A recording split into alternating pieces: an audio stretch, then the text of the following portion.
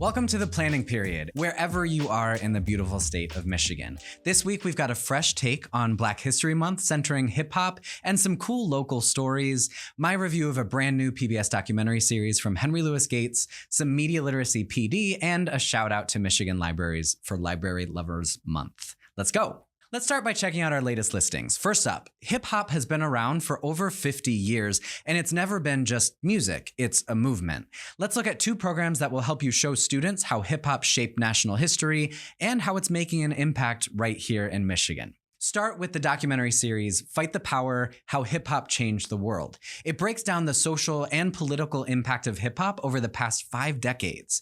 Now, it's 4 hours long, but there are shorter clips on pbs.org, and there's a classroom-friendly lesson plan called Music as a Tool for Empowerment on PBS Learning Media that includes 3 powerful segments and discussion questions and a research prompt to help your students think about the role of hip hop throughout history. But did you know that hip hop history is being made right here in Michigan today? Formula 734 is a Washtenaw County collective that uses hip hop to build community and empower young Black men. The project began under President Barack Obama's My Brother's Keeper initiative and has grown through the organizers' leadership and the dedication of the young men involved. The whole story is captured in a powerful, independently produced documentary that's streaming on the Michigan Learning Channel's website right now. If I were back in the classroom, here's how I'd use these films. We'd start by watching the clips from Fight the Power and build some context for the history and power of hip hop, both as a musical genre and as a cultural movement. We'd watch the Formula 734 documentary and talk about takeaways, including the purpose and message of the doc as a whole. Then we'd listen to and analyze tracks from Formula 734's 2 full-length albums, thinking about how the group members bring some of the same experiences they talk about in the documentary into their music. And for more context and an inquiry-driven extension, I'd also bring in the articles and discussion questions about the group and the National My Brother's Keeper initiative, and have students investigate other community initiatives that center Black identity and creative expression. Oh, and for younger students, you have to check out the Xavier Riddle and the Secret Museum episode, where Xavier meets Grandmaster Flash and gets a lesson in hip-hop's roots, which all of our students need. Ready for a deeper dive into Black history, culture, and innovation? The Making Black America collection on PBS Learning Media has you covered. Making Black America is a documentary series from Henry Louis Gates that looks at how Black Americans have built and maintained powerful social networks, organizations, and cultural movements throughout history. The Learning Media collection includes short classroom-ready videos on Black creativity and entrepreneurship, innovation and business history, major cultural movements.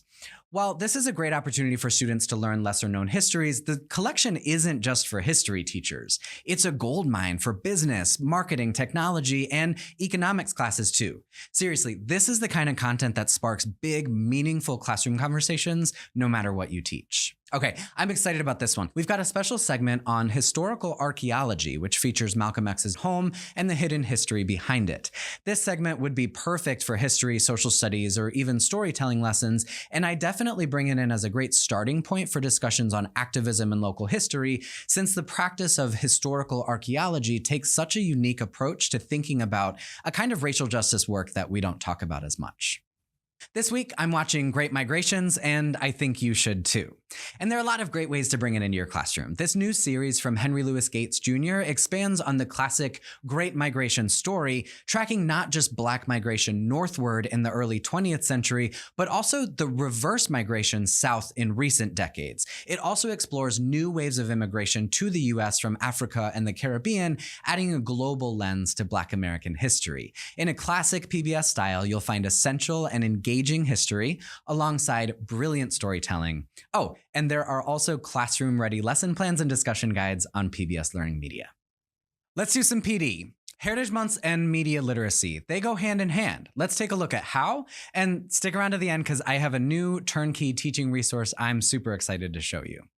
Heritage Months aren't just about celebrating history, they're about shaping how we understand the present and the future. And media literacy is the key to making sure students know how what they know is shaped by what they read and watch. Okay, background. Heritage months like Black History Month, Hispanic Heritage Month, and others were established to correct historical gaps and amplify voices and stories that have been underrepresented in mainstream narratives. But here's the thing, who tells history matters. And it matters because even if we're celebrating a Heritage Month, we have to be critical about how we're celebrating and who we're learning from. That's where media literacy comes in. We know that the media students consume, from news to documentaries to social media, shapes how they understand race, culture, and identity. Studies show that representation in media affects self-perception and bias formation from an early age. If we're not teaching students how to critically engage with what they see, they may absorb distorted or incomplete narratives. Bottom line, it's not just about teaching Black history, women's history, or Indigenous history. It's about teaching students how to recognize whose voices are present, whose voices are missing, and why that matters. The National Association for Media Literacy Education is a goldmine of media literacy resources, including teacher toolkits, lesson plans, and discussion questions. Check out the namely key questions for media literacy and start building them into your discussions about literature, nonfiction, art, and video content. With practice, students will start noticing and thinking critically about authorship, sources, context and purpose, and message and meaning. Now, let's get into it. Here's an easy media literacy warm-up using our brand new PBS Books Black History Month Author Talks playlist. Step 1, pick one or more interviews from our playlist. You can do this as a large group or split students into small groups. Step 2, have students watch the video and identify who made it. Why was it made? What's the intended message and whose perspectives are being shared? Whose are missing? Step 3, lead a quick discussion. Does our analysis change how we think about Black history and storytelling? Here's the thing, media shapes history. Teaching students how to analyze it means giving them the tools to see the full story, not just the one they're handed. February is Library Lovers Month. Matt, what do you love about libraries? What do I love about libraries? First thing, I think librarians. Librarians are some of my absolute favorite people. They are superheroes. They know so much. I think it's incredibly special to be able to walk into a building and connect with someone in there about literally anything. Like, a librarian will geek out with anyone about any topic. I've seen it. I've been a part of it. You can walk into the library and say, I'm interested in this super underground niche thing. And the librarian will talk to you about it. They'll learn from you. They'll find you books. They'll find you resources, and they'll just keep going. I also love that librarians are one of the remaining no-cost third spaces where you can go to relax, work, study, you can meet up with people, you can get help, you can geek out with a librarian. You don't have to buy anything, and you don't have to feel guilty about being there, not buying anything. Finally, I love the way that libraries are constantly innovating. I think libraries have always been a source for learning and knowledge, and they've always had books, but especially recently, libraries have really grown their collections to include things and objects and things you can check out, like tools for home improvement, board games, you can get seeds for your garden, you can get tech tools to play around with. They offer in-person programming and community events. There's just so much always going on in this space. What should teachers know about libraries? Oh, this is my favorite. I think libraries are super underutilized for teachers.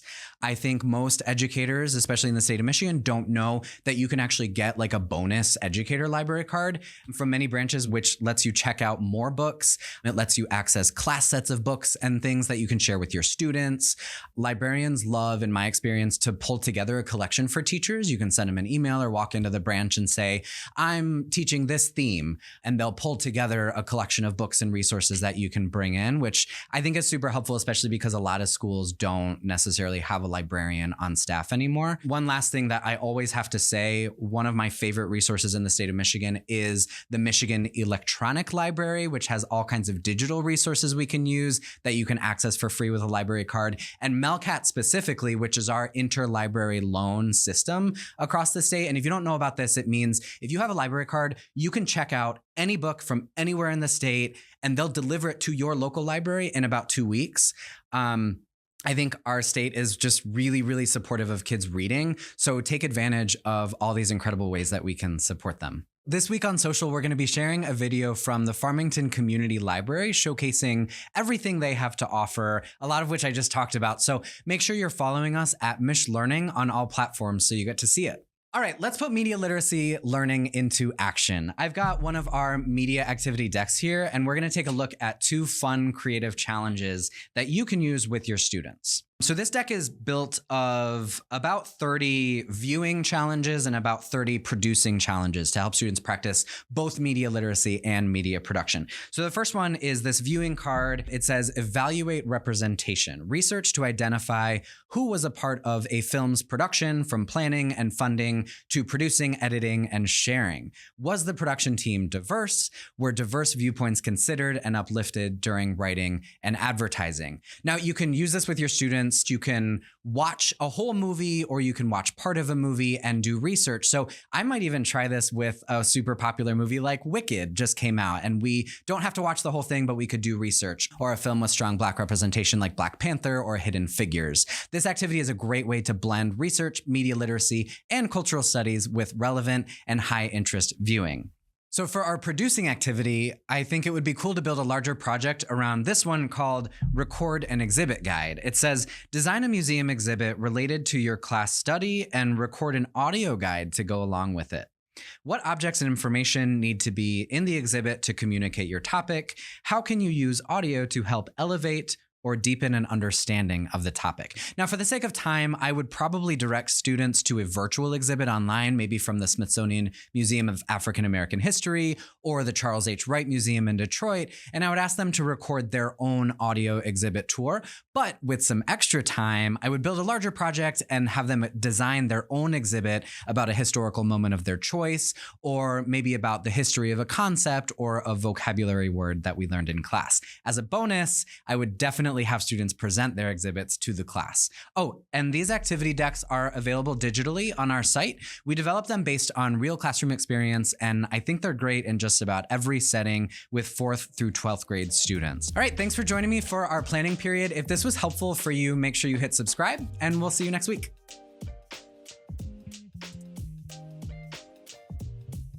This program is made possible in part by the state of Michigan and by